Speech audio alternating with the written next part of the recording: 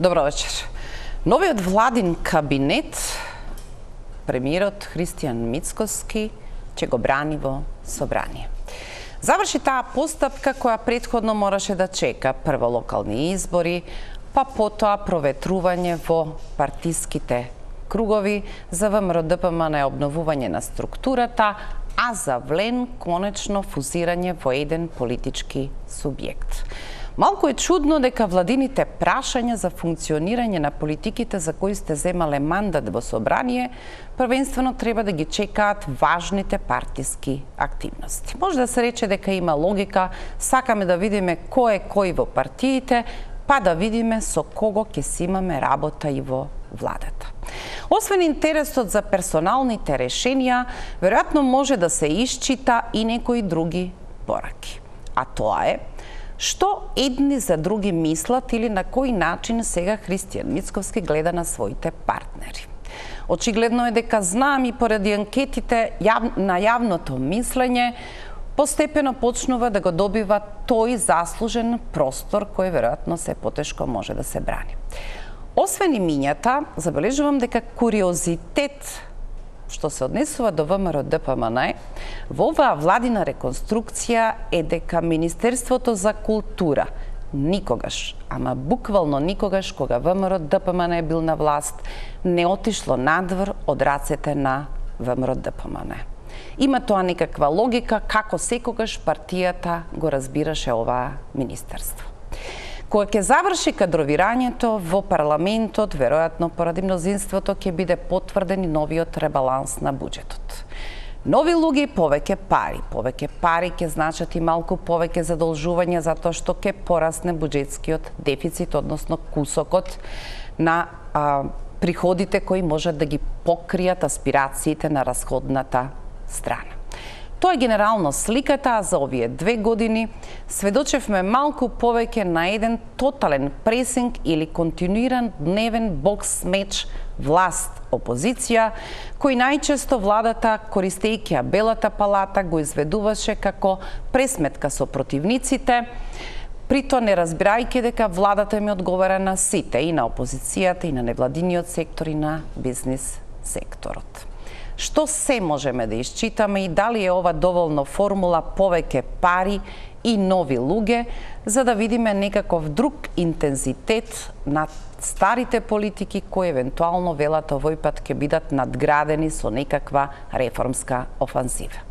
Мои гости вечерва за оваа анализа се Александар Кржаловски, извршен директор на МЦМС, мојот колега Джелал Незири, додаваме овдека во својство на аналитичар на сцената, и Благојче Атанасовски. Добро вечер и за вас. Добро вечер, благодарам за поканата. Ке имаме доволно аспекти, во најавата не спомнав, и други маки на страната на опозицијата, и некаков нов клуб на дебатери за еднината на Македонија. Се тоа се некакви знаци кои можеби повеќе покажуваат размислување за термин кој ние би сакале да го држиме ад акта, тоа е на евентуалната најава дали на пролет ќе одиме над предвремени парламентарни избори. Прва пауза за реклами, па почнуваме.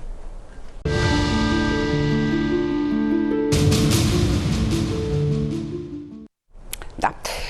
Кржаловски, само поради формалниот аспект дека ако дури и низ ротирање се променат повеќе од 1/3, мора да се оди како за избор на нова влада, претпоставам ќе гледаме експозево собрание, ќе биде упатно тогаш да се прочита како изгледаше пред 2 години старото експозе, амбициозните ќе проверуваат па што пишуваше во програмата на ВМРО-ДПМН и како полека работите сега го завземаат тој тек кој можеби повеќе соодветствува на партија која апсолутно сигурно се чувствува во приближно 2/3 во парламентот, со силна можност да ги контролира наративите или да ја акомодира дури својата слаба испорака во еден формат кој секогаш има одбрана.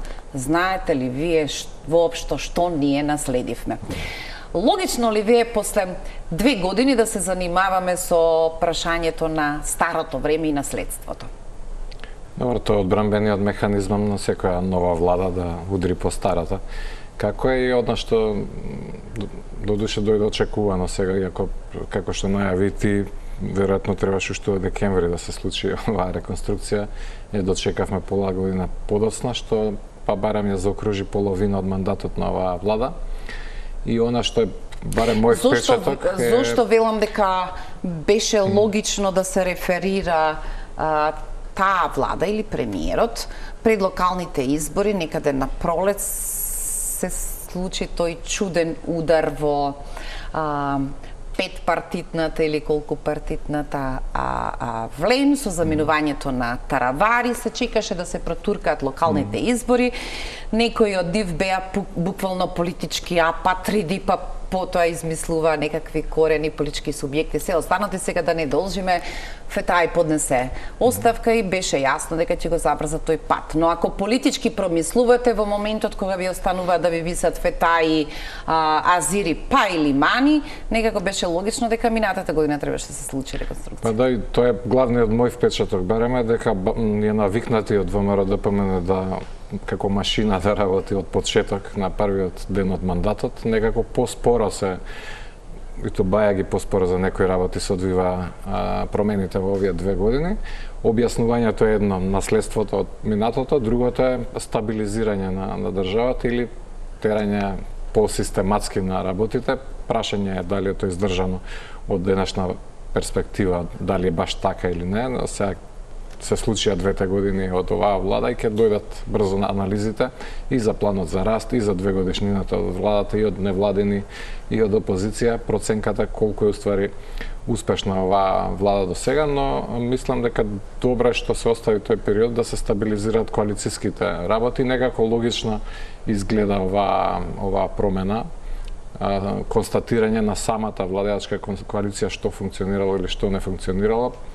Прашање колку тоа од промените може да се насети или констатира каде биле проблемите за да се направат измени, но прилично е, може и така да се толкува, тие што ги нема веќе како министри, веројатно се оценети како со помала испорака да ги потребиме нивните зборови. Така да се на се поспоро од очекуваното, се уште, како што велиш, враќање во минатото на каква оставштина направи, но очекувањата беа дека и до сега ќе имаше поголем напредок, вклучително и во интеграциите, каде што е, мислам, салдо нула. Джилал, конечно е еден вреди, не сме баш упатени тоа внатре како се уште функционира, меѓутоа во некаков распоред на старите ентитети излегува дека двајцата копредседатели сега се локална самоуправа, а партијата која веројатно порано формално сигурно помалку тежеше од овие други носители, држи вице-премиер и министр за европски прашања и председател на парламентот, што според некаквата листа на кој е веројатно највисокиот третман. Но тоа е кога ние наблюдуваме дали е важно номинално кое министерство ќе го земете. Дали оваа испорака на ВМРО-ДПМН е кон вреди, не е однос на суштинските заслуги на политичкиот ентитет, туку на се уште живата намера на Христијан Мицкоски, обележана и минатата година со улогата на локалните избори, дека конечно е решен да го зацврсти, доправи, постави тој политички ентитет во вистинска смисла на зборот. Ако сега зборуваме за политичкиот пейзаж, никој од нас не очекувал дека Дуи ќе биде една ваква повлечена, замолчана партија. Веројатно тоа е мотивот да се покаже сета легитимност на ентитетите кои се внатре во владата. Ете, факт е дека со последната реконструкција се покажа дека моќта внатре во ВЛЕН се концентрира кај двајцата копредседатели, тоест Изет Меджити и Било Касани. И двајцата најверојатно се координирани во нивните стратегии или имаат една стратегија со која што сакаат да воспостават целосна контрола врз различните структури што ја сочинуваат ВЛЕН. Вие спомнавте преска дека имаше и луѓе кои што немаа партии, но јас би додал дека тие имаа партии, тие беа Алијанса за албанците кои останаа таму како фракција и после повлекувањето на Таравари. значи останаа доследни и лојални на Блен, надевајќи дека таа партија ќе прерасне или таа коалиција ќе се трансформира во една вистинска партија која ќе има инклузивен пристап кон сите овие групации кои што ја сочинуваат, но политичките играчи во таа коалиција може би имаа план за оваа група да ја елиминираат, најпрвим преку елиминација политичка на Арбен Фетај, кој што и не дека покажа нешто резултати. Политичка елиминација, кој го елиминирал? Внатре во Блен. Изет Меджити бирал Касами. Потоа пројдоа на... А што тој всушност нешто важно еманирал, па тие имале потреба да го елиминираат? Тој беше, сепак беше, тој ја водеше таа фракција внатре во партијата која остана, делот на Таравари, и тоа не остана незначителен дел од гласачите. Мислевме дека Азири тоа го прави. Но, после, значи, следен беше Азир Алиу, господинот Алиу, кој што, за разлика од Фетај, покажа значителни резултати во неговиот ресор. Барем таква беше перцепцијата во јавноста, кој што и се гледаше дека пристапува систематски, методолошки да ги решава проблемите натрупани со години, со децении во здравството. И сега, која беше логиката? Влен да отстапи Министерството за здравство, кое е многу значајно, и наместо Министерството за здравство да добие Министерство за култура. Не дека не е значајно Министерството за култура, но не е споредливо со здравството. Зошто не мислите дека наместо Министерството за здравство добиле правда? Добро, тоа и правдата е секој ресор е значаен. Правда која им припаѓа на првите 5, да речеме. Но кога ги гледате буџетите на секој од овие ресори, тоа ќе гледате кое министерство е назначено. И затоа многу чуден беше потегот. Парите не се во Министерството за здравство, туку во Фондот за здравство. Па добро, значи тоа е министерството и ако се зема предвид... Јас разбирам логиката. Сега би требало да размислуваме дека целиот блок сега оди кај инвестициите, изградбата новите клиники, значи не дека нема таму пари, мислам дека има и во министерството и во фондот, но тука не беше очекувано дека Влен во преговорите со Мицковски ќе го трампа здравство за култура. И зошто тоа се случи? Мислам дека тоа беше политички потек, замислена игра од страна на Меджити и Касами, за политички да го елиминираат последниот што ја води таа фракција останата од времето на Таравари.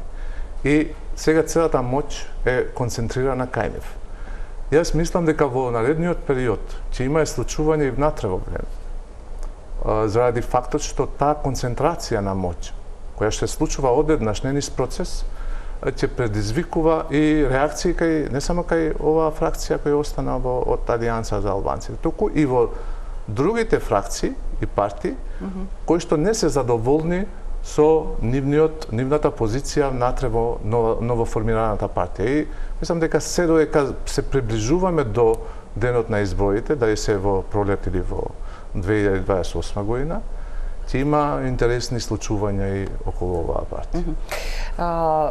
Атанасовски, позицијата на знам за инсайдерите наполно јасно до очекување дека можете во таа прва петорка на ресори да менувате правда за недвосмислено да бидете поставени на масата земи или остави ова е тоа, без оглед што премиерот зборува за компензирачко заменичко место за знам, тоа е некако логика на така наречената сила на мандатот. Патем знаме единствената партија што изгуби пратеник од ова големо мнозинство. Не велам дека се казнети, веројатно правилно процените, но прашањето е дали некој верува дека со правда се занимаваше знам по лицето на Игор Филков.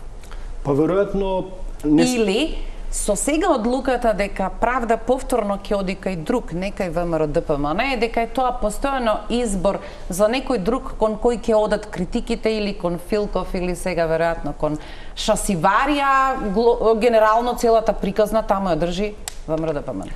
Апсолутно мислам дека ќе оди во таа насока целата ситуација околу драмата со одземањето на министерскиот ресор од политичката партија Знам, Министерството за правда, и како што и самата напоменавте, ВМРО ДПМН не го зема условно кажано жешкиот костен во своите раце, да во иднина веројатно хипотетички предпоставените критики за нереформирањето на судството и обвинителството и условно кажано катастрофалноста во судско-обвинителскиот систем и целиот гнев на јавноста и на граѓанството кој ќе биде и во годините па и децениите кои следуваат кон овој министерски ресор, нема да бидат практично упатени кон, да речеме, партиско решение предложено од ВМРО ДПМН, туку сега ќе биде кон коалицијскиот, етничко-албанскиот коалицијски партнер Вреди, но ако одиме по таа логика, мислам дека апсолутно се направи мерење на вредноста,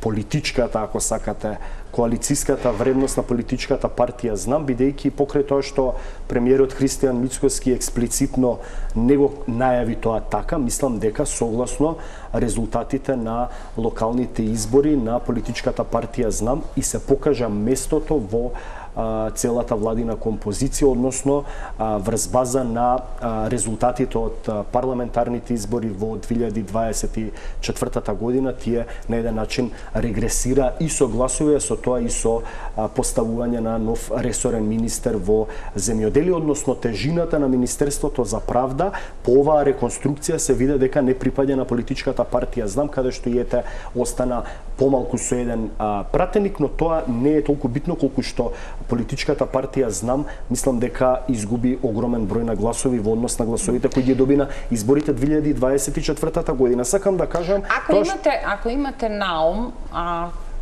останатите може да предвидуваат во едни раце што би се рекло од луката како ќе изгледа динамиката на второто полувреме од мандатот, дали ќе се оди на предвремени избори, дали потполно лаички, кога решавате кај себе да земете труд и социјална политика, со тоа испраќате порака дека секако се подготвувате за избори.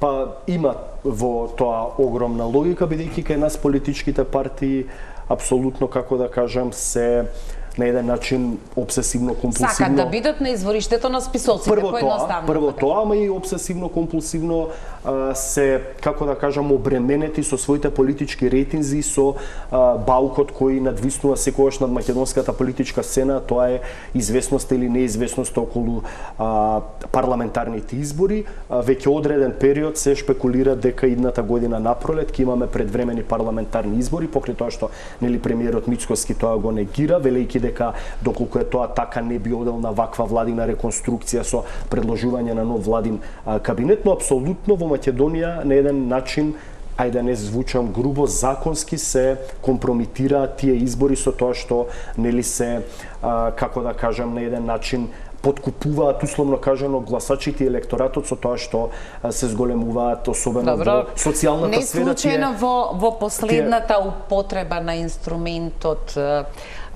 како се вели пржинска влада, тоа ќе биде на следните избори кога и да бидат. Министерството за труд и социјала е во оној блок кој што се наоѓа на врзани потписи или двојна контрола и затоа меѓу другото е секогаш повеќе од јасно зошто сакате да го имате кај себе. Кржаловски, почнувам одложено да сметам дека во врска со Христијан Мицкоски знаеме се. После 29-та нема да биде лидер на ВМРО ДПМН. Да речеме, тоа не ни интересира, немаме членски книжки во ВМРО ДПМН. Сега изјави дека нема намера да се кандидира за председател, сака да го заврши овој мандат и да се врати на факултет. Таа некоја во перспектива, како се вели, иднина од прилика, иако мислам дека не се случајни овој тип на пораки, а знаеме, освен ова, што е тоа што би го принудело, вели, ние се спремаме за редовни избори, но ако бидеме предизвикани или принудени, а во политичкиот простор би се рекло никој не име до колена на доминацијата која што ја имаат, на кој начин било кој би ги принудил. Дали всушност сега ќе сведочиме на еден план на зацврснување на позициите, тоа нема да биде ни малку тешко, на проценка што значи волку гласниот молк на Дуи, и на проценка колку вревата на СДСМ се повеќе и повеќе ќе оди на нивна штета. Би почнал од Дуи, како реплика на ова што и Джелал го кажа, и мислам дека беше добра или точна констатацијата дека некако прилично добро се дефузира Дуи во овие 2 години. Ако не се лажам, големите протести беа за Уставниот суд, кој требаше да донесе одлука, се одложи тоа, се спласнаа протестите, и сега второво беше со правосудниот испит, кој ја мислам исто премиерот со една реченица, па ќе го направиме тоа, ги заврши приказните. Теорија за правосудниот испит беа од студенти. Да, ама Дуи ги поддржа и вида шанса да се, нели, факторизира пак, да се врати на сцената, а некако пак ги потопија во тој период, и некако го подценуваме тоа дека во овие 2 години на некој начин го снема Дуи во јавноста, и ќе треба да се види како на есен тоа ќе се рефлектира во нивната натамошна реформа или што веќе се случува кај нив. Во однос на премиерот Мицкоски, предпоставам дека се искрени тие намери да мислам тоа го кажа на Конгресот, дека нема да биде лидер, но ќе остане премиер. Ако не се лажам, 29-та е мандатот за нов лидер на ВМРО, да. А до тогаш сигурно ќе има нови избори и тој сигурно ќе остане премиер со сегашната констелација, дали ќе бидат до година 27 или редовните 28, тој ќе остане премиер. Прашањето е што кога ќе дојде настапи смената на лидерството во ВМРО, дали автоматски ќе се смени премиерската функција, како во Британија што се случува, или ќе остане тој да го дотера мандатот како премиер до 33-та фактички, иако ќе има ВМРО нов лидер.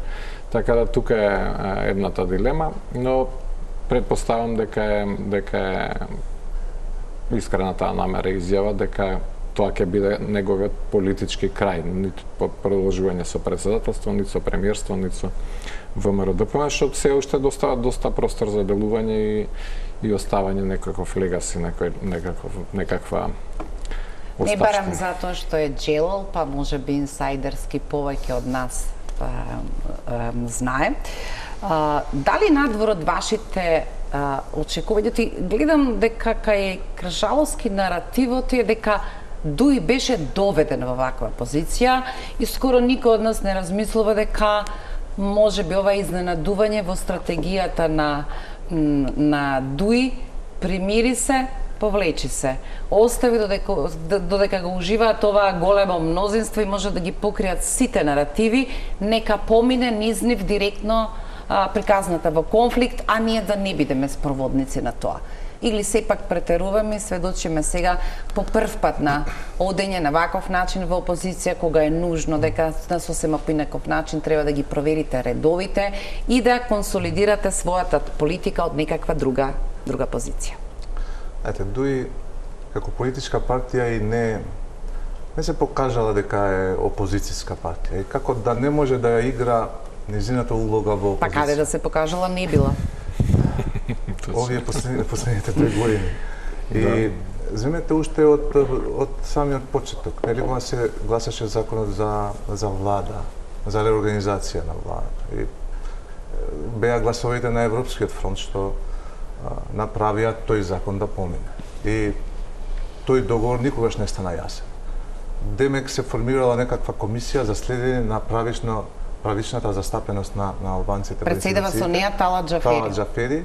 И ние не гледаме никакви резултати, никаков извештај од таа комисија. И зашто таа комисија била формирана. Дури кога се контекстираат добрите или лошите решенија на новиот закон кој треба да го замени испразнетото правдо место на балансерот, Никогаш човекот што формално води некакво телово собрание, ние не сме го виделе да се изјасни. Тоа е на некој начин сведоштво дека тоа е некаков измислен инструмент во моментот на кој Дуи се согласи. Имаше уште едно гласање, мислам дека за законот за локална самоуправа, меѓутоа во тоа најдиректно има интерес поради прекинот на мандатот во Сарајево. И за АВМО, мислам дека гласа и за тие закони за МТВ. Имаше неколку гласања кои што нели опозиција не може баш така лесно да гласа за такви решенија.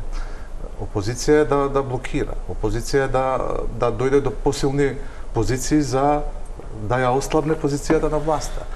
Но Дуи некако не успева да се прилагоди на таа позиција на опозиција и некако делува да чека некој момент да се врати таму кај што мисли дека му е местото.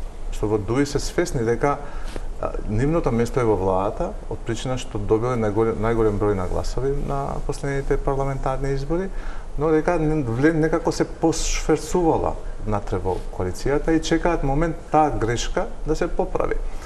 И мислам дека тоа чекање ги прави да изгледат несвојствено за нивната позиција. И ако ги прашате зошто така се тромави, слаби како опозиција, тогаш ќе ви кажа дека тоа е наша стратегија да ги оставиме влен, значи вреди, да грешат што повеќе, што само ако така ги оставиме, нашиот рейтинг само се билда. И имаат внатрешни, интерни анкети кои покажуваат дека и со ова неактивност како опозиција, нивниот рейтинг расте.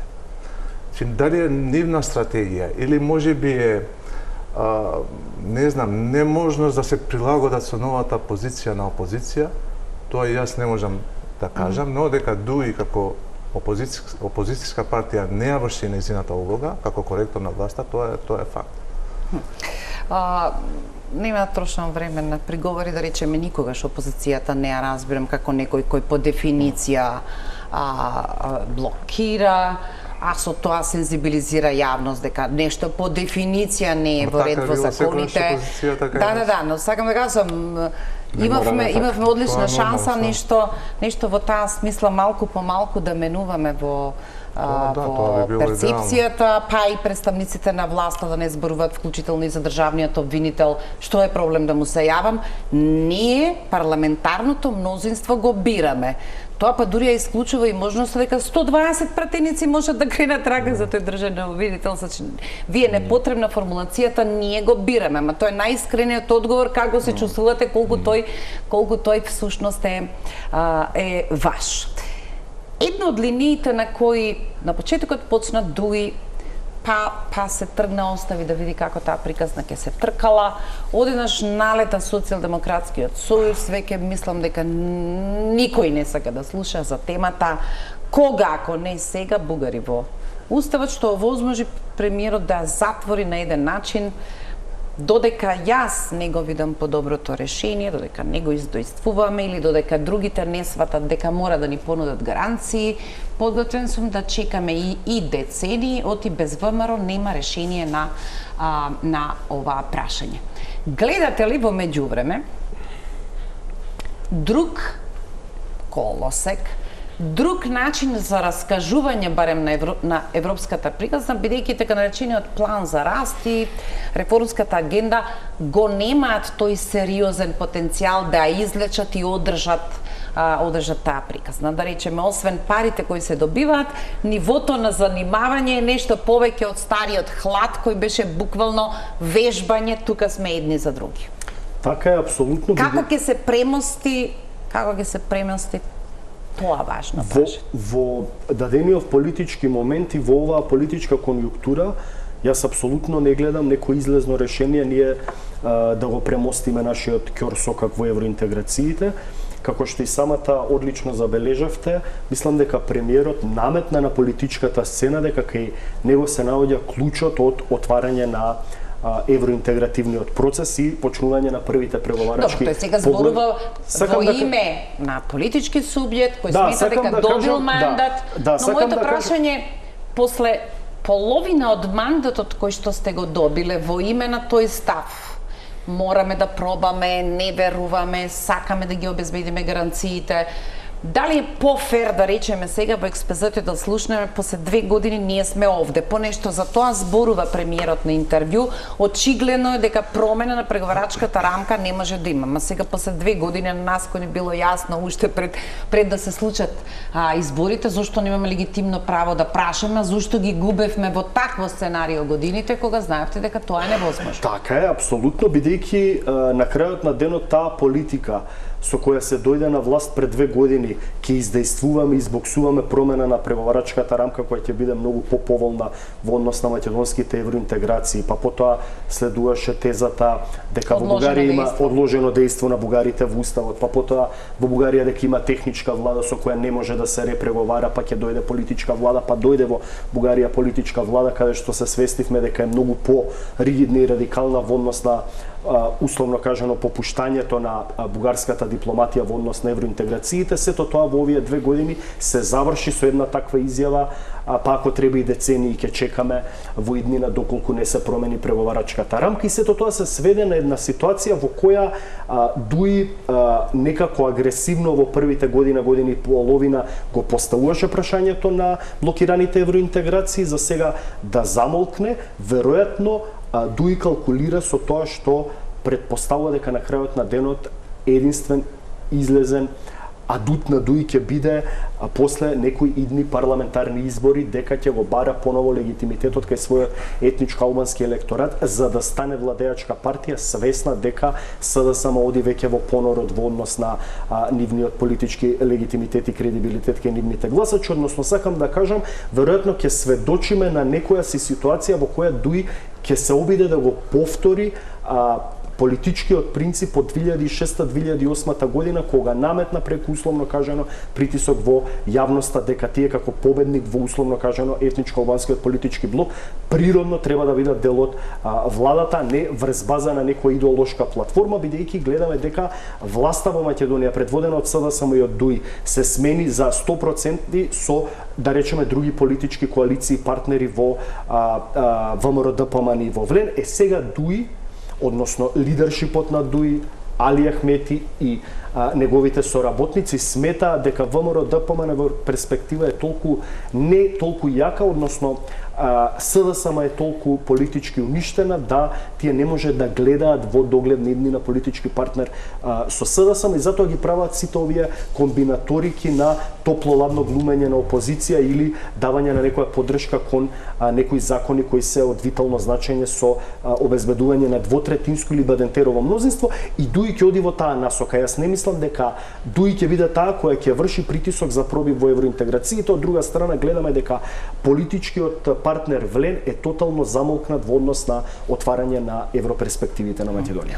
Можеби не е пристојно за на телевизија, ама кога условно на браќата им велите дека сте квислинзи, а за овие што сега менуваат таму некаде стратегијата и велат ке наблюдуваме што е, знаат дека однапред по дефиниција око нема да им трепне да ги налечат, дури и осведочени квислензи, зашто еден од нив во својство на министер за надворешни работи смета дека именно поради тоа што не се работи за заштита на личниот национален идентитет го направил тоа што го направил со вториот протокол. Какво е здравјето на демократијата во околности кога на начин на кој што го опишува Атанасовски тој дисбаланс сега на сцената, ќе налетате само на една единствена ситуација во малкуте кои во парламентот е дозволен филибастерингот. Еве, тоа е изборниот законник, проверував. Партијата била толку амбициозна што во својата програма напишала дека уште пред да дојде рокот за реформската агенда, тие ќе си го донесат во март, а во реформската агенда е минатиот јуни.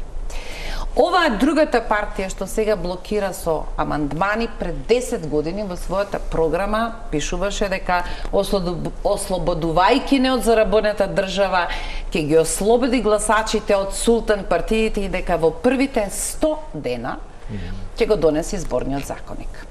Ви звучи ли поблиска дефиницијата на Апасиев дека и едните и другите играат една чудна игра ВМРО со вметнувањето на електронското гласање на диаспората како црвена линија, а се друго би прифатиле.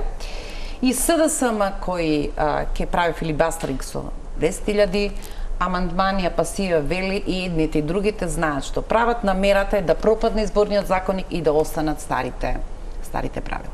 Не само едните и другите, туку и третите и четвртите, односно таа групација. Не, тоа не го ни споменувам, дека може би дури многу повеќе калкулаторот е вклучен, колку полза за Влен и дуи евентуално носи можноста за електронско гласање на диаспората. Не мора да има авиони, нема да има автобуси, не мора да се концентрирате што да направите како резултат. Добро што го поврза прашањето со заробената држава, бидејќи претходната дискусија тоа е едно од работите, особено на ова со ДУИ. Дали ние излеговме од заробената држава? Мислам дека не. Ама тоа беше едниот адут на моќта на ДУИ, односно наполнувањето на администрацијата со своји партиски членови, послушници и гласачи во крајна линија, и затоа ако остане функционирањето наспроти раст кон демократија и излегување од тој хибриден режим кој што нарекуваат кон функционална демократија, таа улога ќе слабее на ДУИ и ќе мора да биде изворен легитимитет од гласачите за да се вратат пак. А сега во сегашната ситуација... Што ви значат во таа смисла неколку скандалозни избори во кои сакале или не, вплеткани се во некаков мониторинг или принцип на избори, да речеме невладините граѓанскиот сектор, а звучува несватливо за уши од епизодата со Истанбулската конвенција до изборот во антидискриминација, во ДКСК. Сето тоа покажува дека намерата не застанала. Апсолутно, и тоа е поврзано со претходното прашање за изборниот законник, бидејќи ние го следиме од МЦМ со 2010 изборните работи. Не сме биле многу активни вклучени во измени на изборниот законник, имаше други како МОСТ или Цивил што работеа стриктно на тоа, или Институтот за демократија, но ги следавме работите и мојот впечаток е дека овие работи 10 години се најмалце во извештаите на опција ОДХР што треба да се сменат, и приказката од една изборна единица и како се вика тоа, да можеш да заокружуваш кога сакаш на отворени листи, е 10 години. И секогаш се наоѓа некој од барем од тројка во ВМРО, СДСМ или ДУИ да го блокира. Другиот имаат консензус, ама третиот како случајно се наоѓа. И секогаш некој се наоѓа да блокира. Се ми е интересно ова со што никогаш не се збореше претходно за гласање на диаспора, не беше проблем, нити го пишува во извештајот. И сега тоа испадна најголем проблем и го поврзано со многу други работи, вклучително со ставневи измени. Или со, што спомнавме пред малку, со правосудниот испит. Тоа се крена толку голем проблем, со една изјава се реши, па добро ќе го направиме, па нели е голем проблем. Сега ова е голем проблем, а гледајќи дури еве малце не се сметам за стручњак за избори, но барем од тоа што следам, за мене тоа е минорен проблем гласање на диаспорава, заради тоа да се блокира носењето на изборниот законник со консензус. Зошто би било црвена линија тоа? Со диаспората гласање, нели ВМРО ДПМ, или тоа не е црвената линија, само заради тоа све ќе прифатиме друго, ова ќе го инсистираме на ова. Зошто? Од кај сега тоа излезе после 10-12 години? Од нешто што го смислувате 5 до 12, кое не и припаѓа на таа корпа фино нијансирање, калибрирање, дотерување што се забелешки на опција ОДХР. Не е нелегитимно да се разговара и прашањето за електронско гласање. Меѓутоа тоа му припаѓа на другиот голем пакет кој што е политичка волја.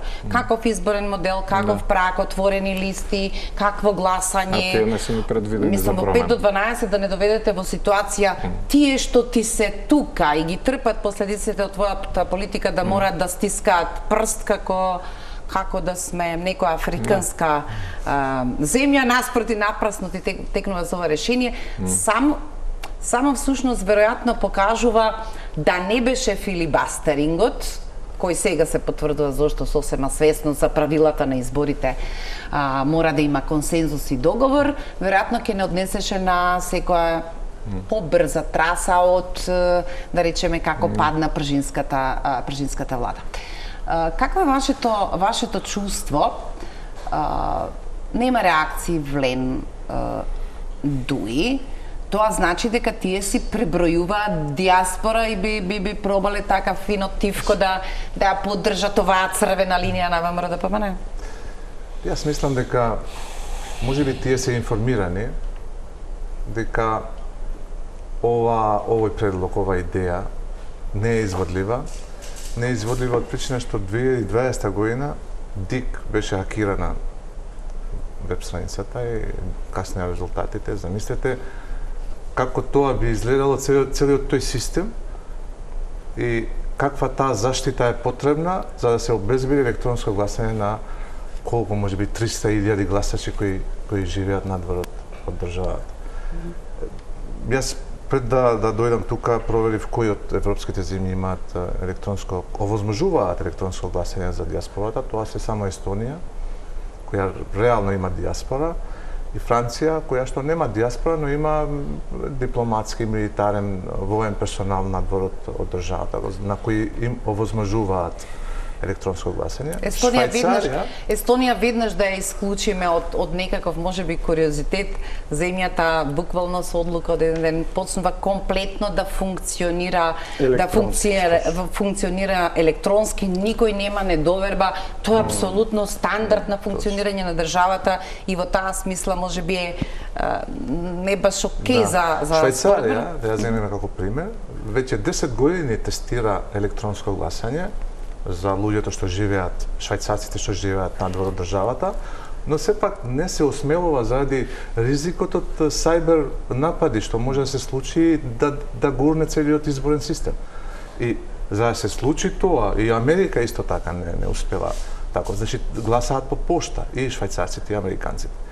И сега ние како држава кој што ни падна сајтот на ДИК во 2020 година, сакаме да преминеме на електронско гласање за кое Швајцарија мисли 10 години дали да почне или да не почне. Значи тоа сепак мислам дека тоа е, не знам како или луда идеја, или пак стратегија за да не се носи тој изборен законник согласно препораките на ОСО. Ќе треба да одиме на пауза за реклами. Должам само да дополнам за изненадувањето на Кржаловски.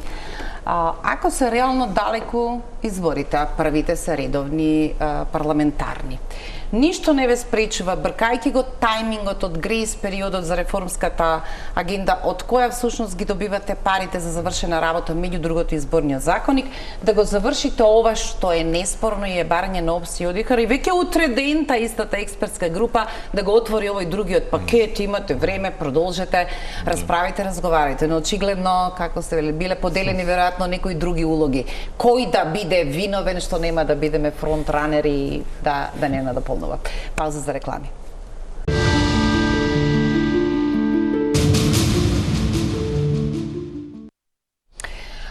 Додека ги видовме на слики како досна навечер, баш и навистина не сум знала како се прават 10.000 амандмани, тие што технички знаат, велиш, ако некаде има, да речеме, казна, тргнуваш на 0,5 денари, од тоа само ги вадиш половина од амандманите. Не се, но важна е формата. Имаш право на филибастеринг, можеш како се вика на било кој начин да одлучиш како тоа ќе го блокираш. Другото обкружување што сега почнуваат да го анализираат, дали ова израз на нервоза, на СДСМ, што се случува, што во суштина ќе се проценува. Замислете колку многу сме исчашени отколку да разговараме за вистинска патека на решенија. Ние се занимаваме со прашањата зошто постојано или кој ја компромитира така наречената патека. Не знам дали ги видевте скромните извештаи вчера. За тоа ти има друго ехо во опозицијата, предпоставувам, меѓутоа како сликички прилично изненадување за мене дека во некој хотел се собрала одредена група, нам добро познати, некој од нив упорно ги каниме во телевизиските студија, ама било важно разговорите за Македонија да се водат зад затворени врати во некаква глува соба. Кога ќе прочитате пораки дека е време да се енергизира идеологијата, а не да се прави нова партија, што разбирате од насловот за таа екипа која не е почетник, има искуство во политика, која што вели разговори за Македонија во 12:05? Дали ние се уште 12:05 го разбираме како доцна е? Би имало смисла ако е барем 5 до 12. Така е, колоквијално, ако разговараме за иднината на Македонија во 12:05, тоа значи дека иднината веќе е потрошена, односно посхумно и веќе нема што да разговараме. Тука веројатно прават мала или голема политичка грешка со таа упатена порака. Во однос на тоа како сакаат тие добро познати ликови на македонската политичка сцена кои биле и функционери во не толку далечното минато од редовите на Социјалдемократскиот сојуз, што сакаат да презентираат во јавности и покрај тоа што појавно велат или ќе велат дека не планираат да формираат нов политички субјект, дека тоа се таа затворена интелектуална група која ќе треба да разговара за иднината на Македонија, е прашање за $1 милион, бидејќи мислам дека никој не е наивен во оваа држава дека поранешни функционери од редовите на Социјалдемократскиот сојуз, поканети интелектуалци кои се видни појавни личности во македонскиот политички простори, општеството, тип на универзитетски професори или од невладини организации се собрале во затворена соба и ќе разговараат за иднината на Македонија. Сето тоа се става на фонот на предпоставката дали се формира некое активно политичко опозицијско движење кое ќе претендира, условно кажано, да го замени ова раководство на СДСМ кое апсолутно оди во и го копа политичкото дно и на кој му се бара политичкиот скалп, особено по катастрофалните избори на локалните избори. Ако се со членска книжка на СДСМ повеќето кои што ги гледаме, предпоставуваме логично во нивната куќа, таму на Бихачка, да си побараат една од просториите на што има право секој член на таму. Имаше некакви функционери актуелни на СДСМ и да го нормализираат впечатокот дека се среќаваме во петок една група, во сабота друга група, би било нормална култура на дискусија. Намерата да се направи вака, веројатно тие дополнителни толкувања што ќе ги ромори политичката чаршија. Така е, тоа би било апсолутно нормално во нормална политички цивилизирана демократска земја да имате ви фракција внатре во една одредена политичка партија, како што кажавте, да имаат одредена соба во нивната матична политичка партија, бидејќи се вградиле низ годините и децениите, но во Македонија апсолутно многу работи не се нормални, тамани политичката култура не е нормална, па од тука јас мислам дека ќе следува во идниот период исклучување на овие поранешни видни социјалдемократски функционери од страна на актуелното раководство, ако влезе во некоја политичка параноја дека ето овие се собрале да ги заменат после новиот неуспех на идни парламентарни избори, и ќе биде интересно да се следи каква енергија во јавноста ќе презентира оваа групација која е многу добро позната на јавности, биле високи функционери, пратеници, поранешни градоначалници, па дури имаме и актуелна пратеничка и поранешна министерка која беше присутна во таа соба каде што се разговара за иднината на Македонија, но мислам дека тие ќе го насочуваат својот политички пат и правец кон делување на презентација во јавноста дека тие се тие кои треба да бидат алтернатива на ова постојана формално правна опозиција на власта, каде што многумина дури го поставуваат прашањето дали е реална или е само еден вид на фиктивна патерица која глуми опозиција, бидејќи има и такви, како да кажам, некои реторички обвинувања кон оваа опозиција предводена од лидерот Венко Филипче, и ќе биде интересно да се следи во идниот период дали тие ќе одат во насока на условно кажано превземање на својата матична партија од која на овој или оној начин биле целосно маргинализирани и деградирани. Мојот последен блок, иако ќе ви звучи не баш сосема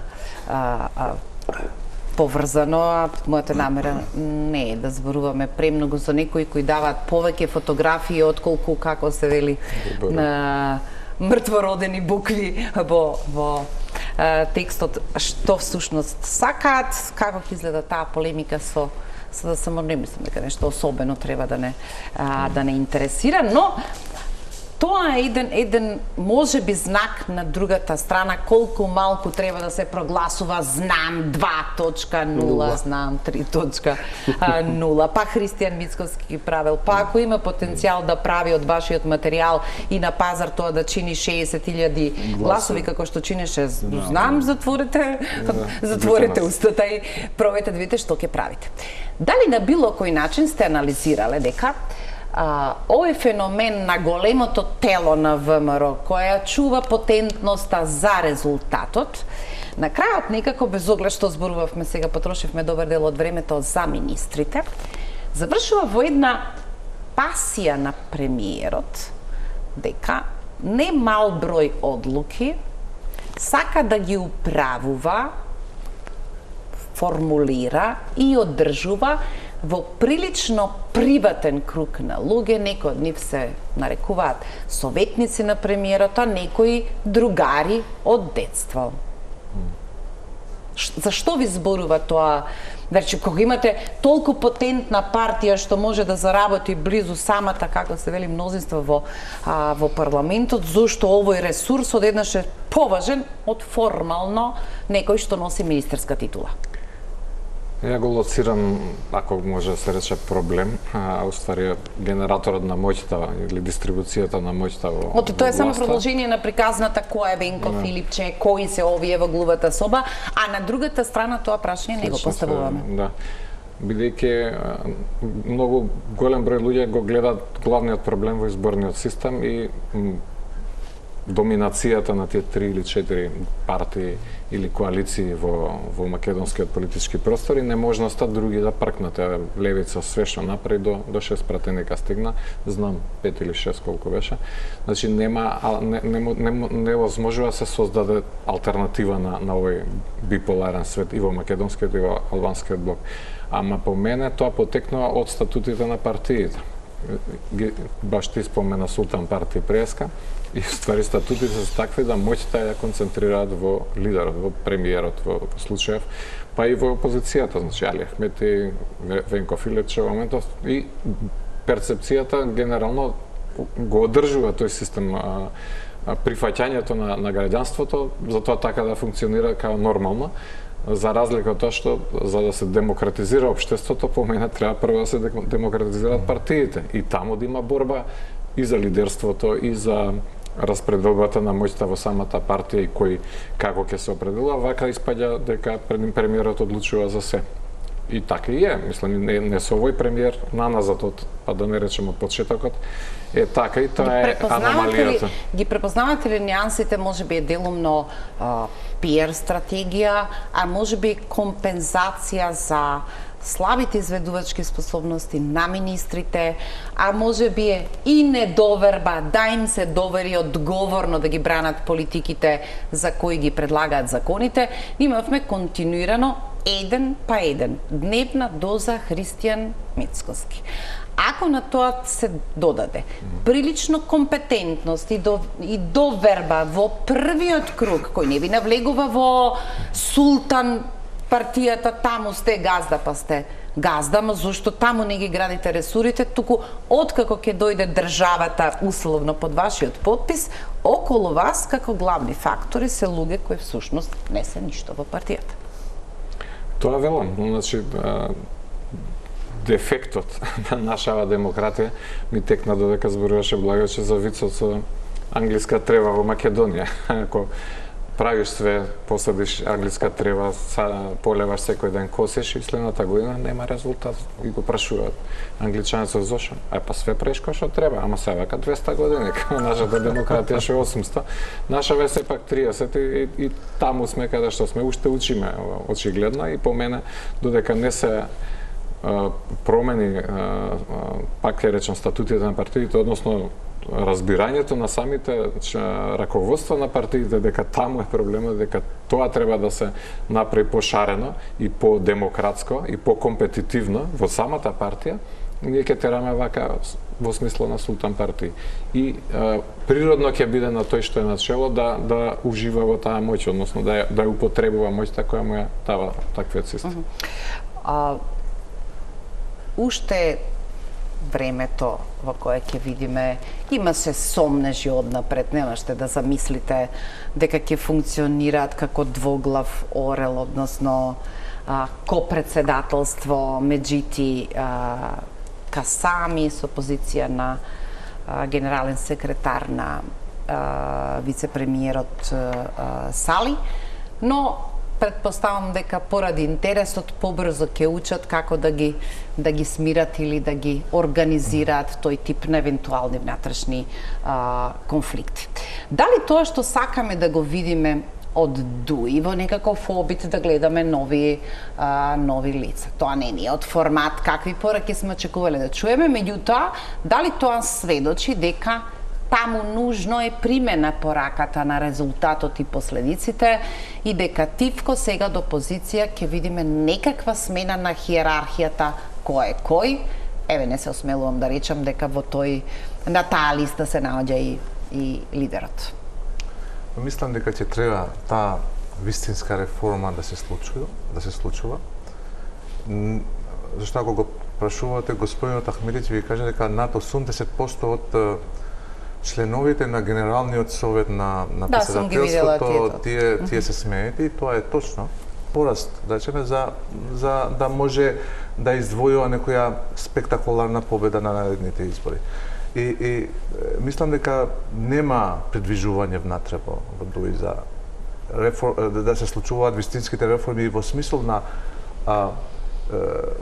политичко идеолошко профилирање на партијата. Значи, избори да ја дадат вистинската диагноза или таа порака ќе ја читаат пред тие избори, ќе се одрази тој, како да кажам, тоа решение ќе се одрази на кандидатските листи на кои што ќе настапи партијата, каде што нема да ги има старите.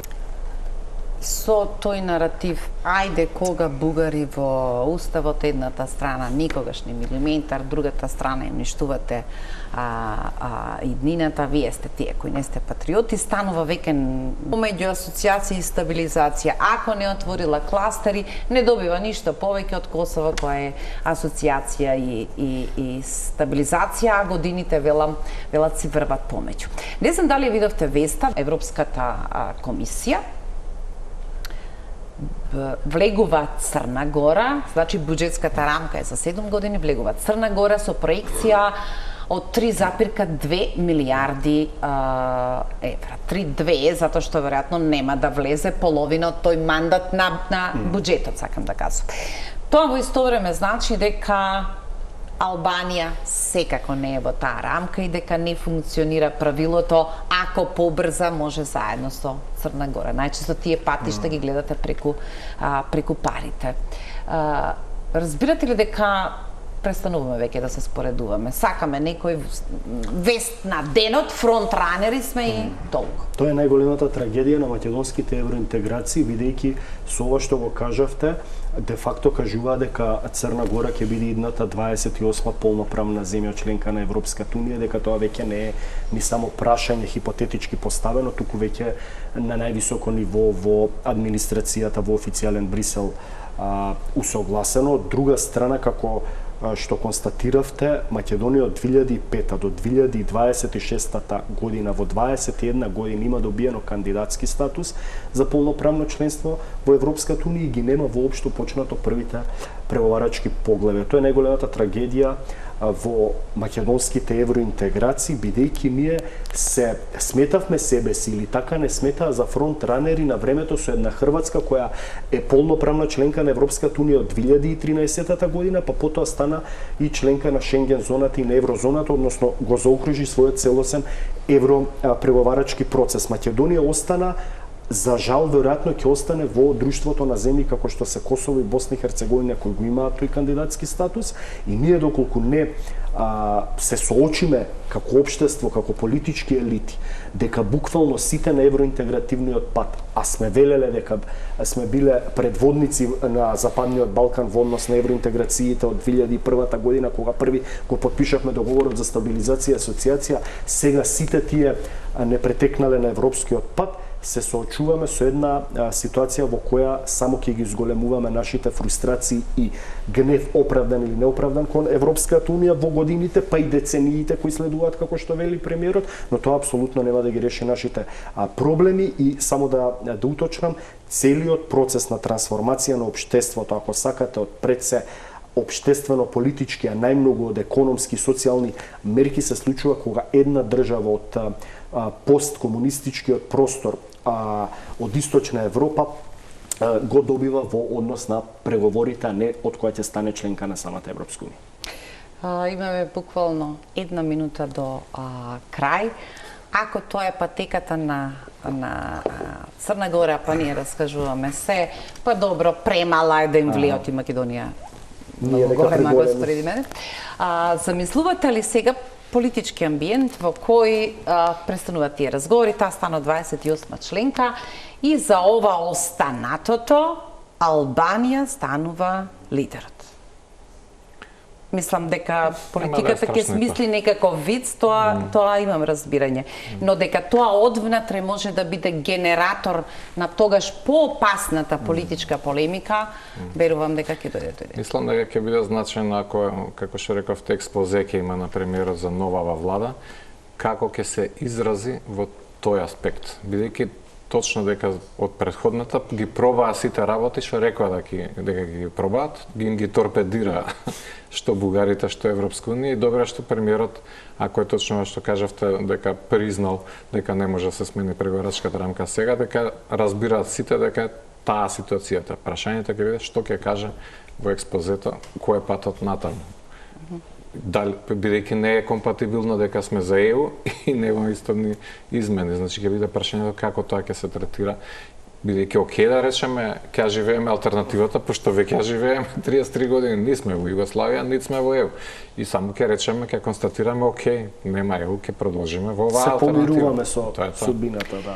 Ви благодарам што вечера бевте мои гости. Одговорот што ќе има во експозето ќе го видиме кога ќе биде закажана седницата во собрание. Почитувани, јас ви благодарам што вечера бевте со нас, а со ова емисија завршува сезоната на Вин-Вин. Се гледаме од септември. Пријатна вечер.